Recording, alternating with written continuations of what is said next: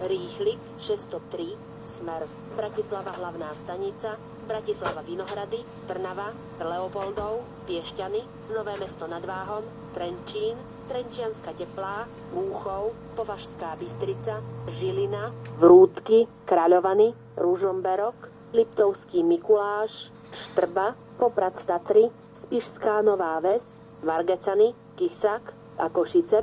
Pravidelný odchod 13 hodín 53 minút bude pristavený k nástupišťu 3, koľaj 3. Vlak tu jazdu končí. Prosíme, vystúpte.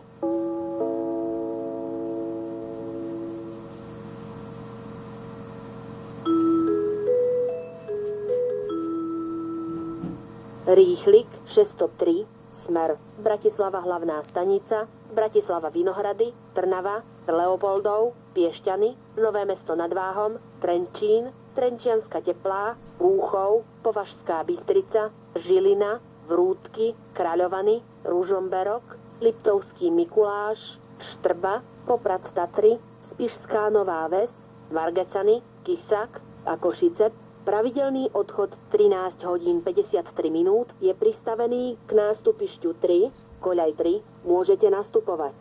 Vlak tu jazdu končí. Prosíme, vystúpte.